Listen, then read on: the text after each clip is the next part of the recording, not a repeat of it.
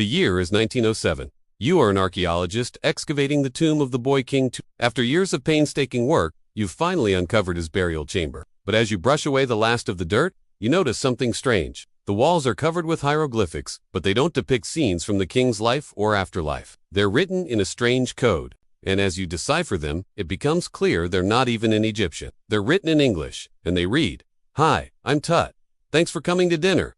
Can I get you anything to eat?" Turns out the pharaoh has ordered a pizza. So while archaeologists do often unearth remnants of ancient meals, like the famous Pompeii pizza, complete with anchovies, that was discovered under 20 inches of volcanic ash, we usually assume that food would be bland compared to today's standards. But in fact, people ate pretty well throughout history. In this series, we'll be joining some very special dinners with historical figures, including, yes, a certain famous boy king. We'll use the latest research to bring the sights, sounds, smells, and tastes of lost civilizations back to life. We know what the mighty pyramids of Egypt looked like, but can you hear the sound of hammers ringing as master craftsmen put the finishing touches on these enduring structures? Or smell the incense rising from nearby temples, wafting over the Nile on the breeze? If you were strolling through the bazaars of medieval Cairo, you might catch the sweet aroma of cinnamon and cloves carried on the wind from passing ships. But then again, you might also catch the stench of stale waste and chamber pots. Because if you were dining in the open air, you never quite knew where your meal might end up.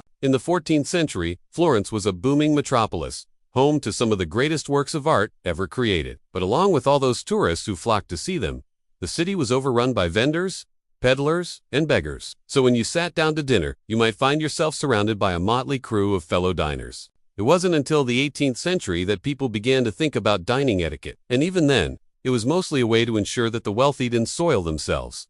That's right, the first written rules of etiquette, penned by French nobleman Louis de Bretagne, included instructions on how far one should lean back in one's chair. Otherwise, one might accidentally soil oneself. This was followed in 1820 by a set of rules from another French gentleman, Mazarin, which dictated that the correct distance between dinner guests should be no less than an arm's length to prevent the spread of germs. Mazarin was so concerned about airborne particles that he recommended against eating certain foods, including, strangely enough, corn. He believed that eating this food could send tiny particles flying and ruin a lady's complexion. Corn was quickly banned from all respectable dinner parties. But you woe and find any corn at our table. Because today, we are dining with the ancient Egyptians. We're having dinner with King Tut. Tutankhamun took the throne when he was just 9 years old. By the time he was 13, he had died. Now, since he was pharaoh, that meant he had access to all the luxury foods that Egypt had to offer. This included exotic African mushrooms, which may have been a rare delicacy. Mushrooms were probably picked during the annual inundation season when the river flooded and new fungi sprouted up all over. They may have been served stewed with onions, leeks, and garlic, or roasted whole and sprinkled with salt. These days, scientists say that some varieties of these ancient Egyptian mushrooms are still edible, but we're not going to risk it. Sorry, King Tut, no mushroom pizza topping for you. Instead, we'll be serving you a big, juicy burger made with ingredients from your own personal McDonald's, an ancient Egyptian-themed restaurant that we have especially designed for this occasion. The menu features dishes like Kobe beef sliders and sushi rolls alongside traditional Egyptian fare like duck with tamarind sauce and saffron rice. It's fusion cuisine fit for a king. Now sit back and relax as we transport you to a world of luxury and indulgence with a royal feast